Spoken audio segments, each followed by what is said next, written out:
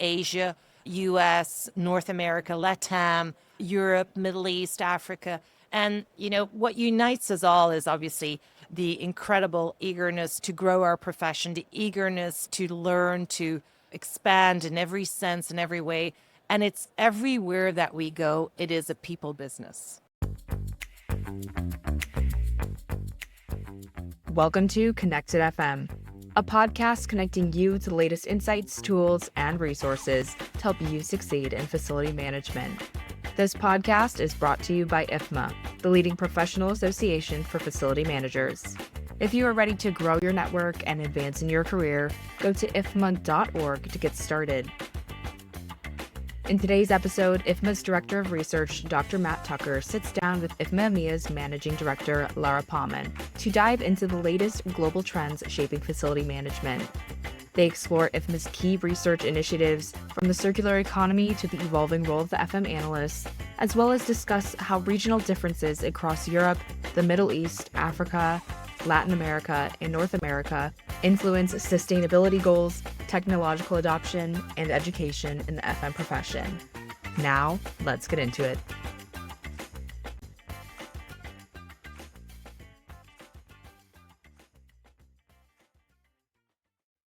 Hello everyone, and thanks for joining us. And the theme is looking at global trends in facility management. I'm going to be brutally honest. I was going to be doing this podcast on my own, but I thought, why not bring this lovely lady into the equation, and we would do it together. And something significant which we just realized is Lara and I work very close together within IFMA, and we have never done a formal panel discussion or podcast or anything together before. So this could be great, or it could be a disaster. Very bad. We'll see. So my name's Matt Tucker. I am the Director of Research for IFMA. Over to you, Lara. Thank you. This will be interesting.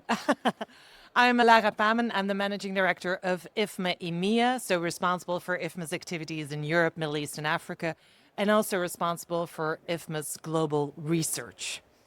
So really cool to be here, unexpectedly. So what we thought we would do is, I obviously have a significant remit for IFMA's research activities. So Lara's going to ask me a couple of questions about those activities. And then the reason, yes, I thought it'd be great that we do it together so you don't have to just listen to me. But I thought it'd be really interesting for you to hear from the Managing Director of the EMEA region's perspective on the kind of local differences between those and how some of the trends are slightly different in each of those regions. So we'll get a more holistic perspective of these trends. Right. So that's how we'll do it. Exactly. And so you've been working, for 2 years now almost with IFMA as Global Research Director, because that was one of the items that we really wanted to improve on as an association, is really to bring global research to our communities and to our members. What type of topics have you tackled so far in your research in the time that you have been with IFMA?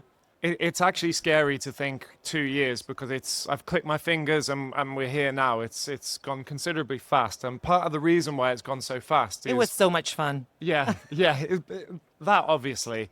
But I think being able to take a global perspective on IFMA's research, that has been a real priority for me since I started back in January last year, to make sure that the research that IFMA produces, it isn't heavily westernized. It has a true global comparison within it. And I feel proud that the research projects that we're producing are doing that. So in answer to your question, there's been a lot. One of the main themes, and there's probably people in the audience that have heard me say the word circular economy in the last sort of 15 months. That's been a very close thing to my heart, and it's been really well received by the FM community. Probably because it is a trend. It is a major trend. And one of the things I like about that research being global is I give a comparison of the types of countries who are shifting to a circular economy, and they're your more developed countries, say in Northern Europe or North America, where their FM markets are quite mature. But especially Northern Europe is kind of pioneering circular economy and FM, partly because there is no land left to develop more. And the operational responsibility of our buildings and our facilities is just so crucial right now. So they have to use what they have. How do you compare that with other regions? We've obviously interviewed a lot of people in Latin America, in the Middle East, in Africa, and I would say there is a subtle difference, say, between Latin America and Africa, for example. In Latin America, you see a lot of emerging economies, say, Mexico, Brazil, Chile maybe, and they're what I would class as build countries, because what they're doing right now, they are building quite exponentially. So their carbon footprint is high. Yeah. And the responsibility for circular economy is there's a trade-off between being circular, but also trying to grow and have that development that many countries, in say Northern Europe have already had. So that's quite a fascinating thing. Yeah. However, the culture of being circular in the African continent and the Latin American continent, it's much more apparent. It's almost in their DNA. Exactly. So there's a real trade-off, almost a conflict to grow, but also keep the beliefs of being inherently circular.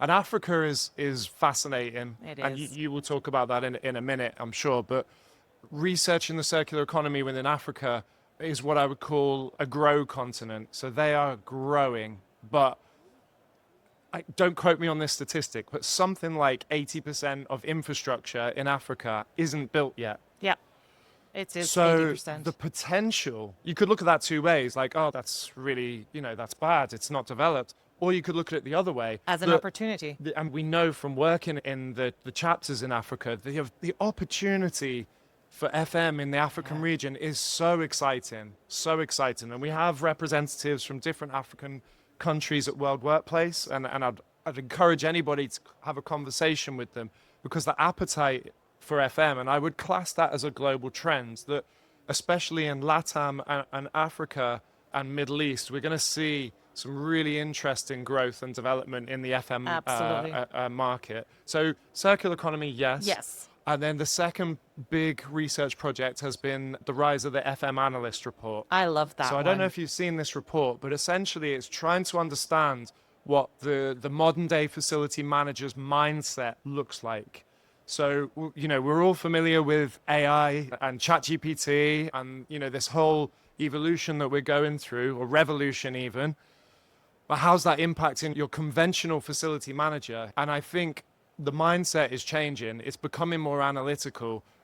It's the ability to keep those kind of operational and technical skills that an FM needs, but how do we harness these wider analytical skills? So what that research produced was 6 key traits of a facility manager, the modern facility manager. And I'll just highlight 2 because I think they're apparent in any global region.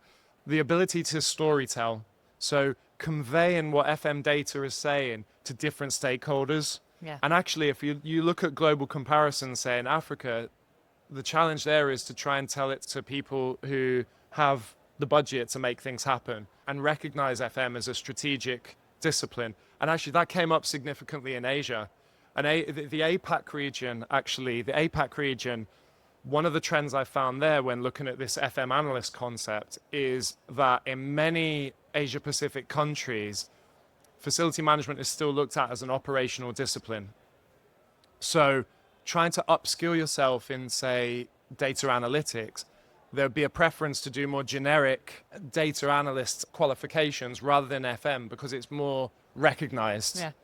However, in Asia, you see vast amounts of technological growth and development. So there's a trade-off there. There's a conflict in terms of FM strategic capability versus the amount of development there. So they're probably the 2 main projects, I'd say, over the last couple of years, which is significant. And what are you up to for the next research? What's coming up in the next couple of months? So I would say the 2 things to look out for, which the first project, which is really, really exciting. Well, I'm a research nerd, so I get excited. As you know, I get very excited by all of this stuff. But it's going to be called FM Beyond Walls. So it is looking at the social impact of facility management, not just looking at the impact it has internally between the 4 walls of a facility, but the wider space around it. I was fascinated coming to Minneapolis and seeing the Skyway system, for example. How does the Skyway system kind of come in to that facility management responsibility and also go back out? Many of those spaces are available to the general public, but maybe the actual facility itself, like the target headquarters, isn't. So how does that work? Yeah. When I walked through the streets before on the Skyway, I could walk right the way through the target headquarter offices, but I can't go inside them. But all the public are walking past right by the reception area. I think that's a fascinating way that general public are kind of interacting with these private organizational spaces. Absolutely. So that's a really interesting one to look out for, and that will be available by the end of this year. Yep. I'm collecting the data at the moment. And it will be a global research project, Yeah, right? I'm interviewing people all over each global continent. Excellent. And the second one, which you're familiar with, is it has a sustainability connotation, but it's looking at the normalization of uncharacteristic natural disasters. So from a facility management perspective, we talk about disaster planning, emergency preparedness, business continuity planning. And historically, these things have been, if we need to do it in the event of these things happening. But what we're seeing in the world is they're happening all the time now. And it's becoming more general and more normal. So how does that impact our ability to plan and manage? And is it just part of day-to-day life now? Or are they still the kind of Exactly. random events that it historically was? So they're the things which I think will be Perfect. very interesting moving forward. Cool. Looking forward to that. Good. Properly supplying your business can be stressful. ODP Business Solutions is here to help. They have all your break room and cleaning supplies in one place. From trusted cleaning products to healthier snacks, they have what you need to keep your spaces spotless, employees productive, and your operation running smoothly. Whether you're in healthcare, hospitality, professional cleaning, and more, turn to ODP to stock up your business stress-free. Visit odpbusiness.com to learn more. So I'm going to hand over to you now. Your turn in the hot seat, Lara, right? I've got 2 minutes left, probably. We can go a little bit more. No. He's making my life easier. So. So, obviously, your remit is the managing director for Europe, Middle East, and Africa. Over the last 12 months, we've had some landmark events in those areas. Let's take each one quickly. Yeah. So let's focus on Europe first. Yeah. What have we seen in Europe over the last 12 months or so? Yeah. Well, it's definitely a topic that's been going on for many, many years and in Europe already, but now the last 2 years, I would say, has exponentially grown. It's really to focus on everything with regards to sustainability, ESG, SDG, etc. That's really a topic that is on top of the priorities that I would say together with everything with regards to well-being.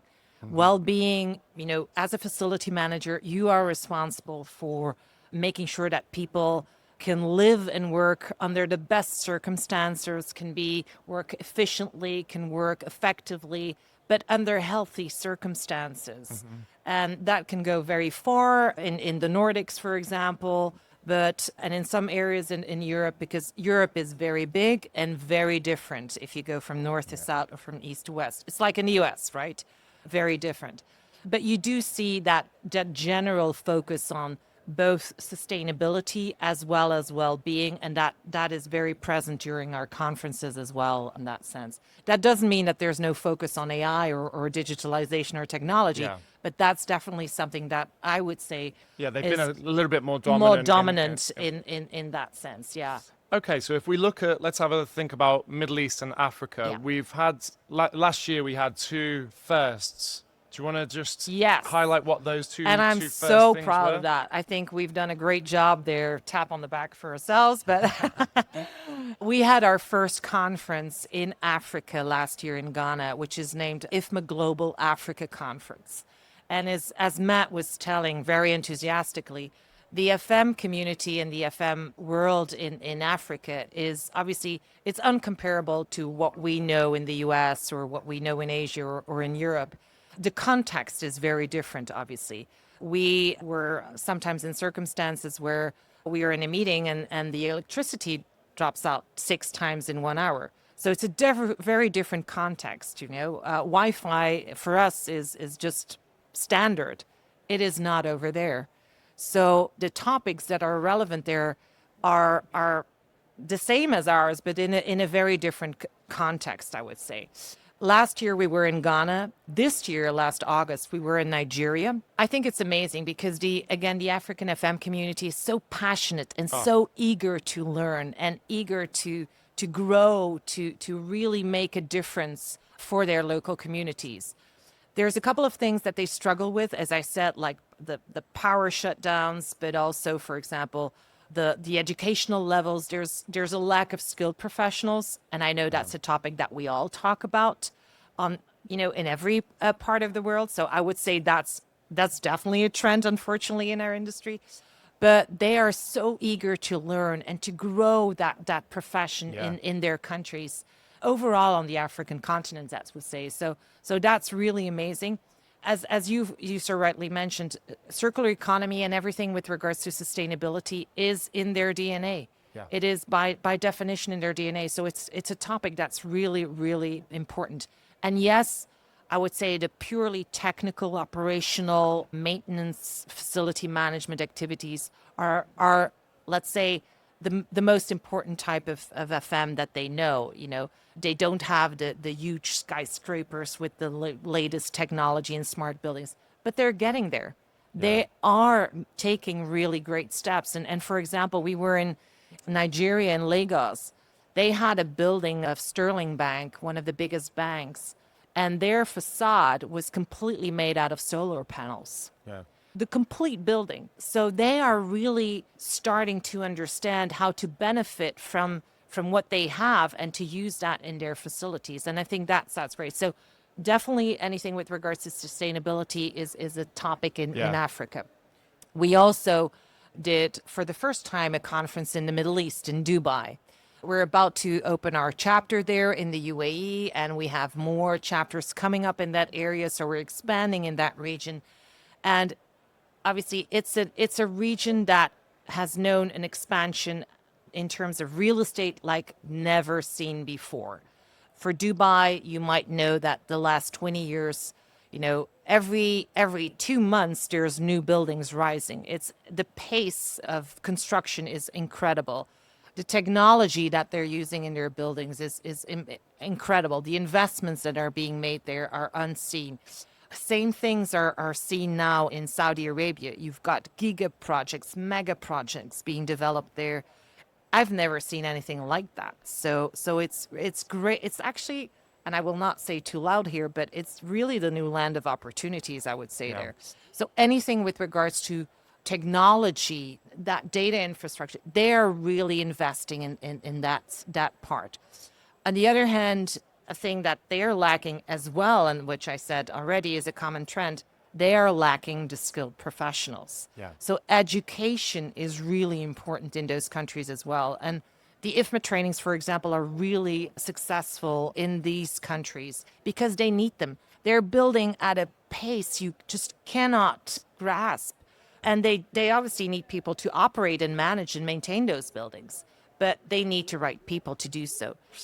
And one of the historic challenges in the Middle East has been the localization of the contracts, the procurement contracts. So they may have buildings going up every month, which are multinational in terms of development, but then the FM procurement is quite rigid and local, which is their law. Their law. So it's their culture as well. So you do finding need the talent to then deliver the advanced technologies in these buildings is therefore a struggle. Absolutely, absolutely.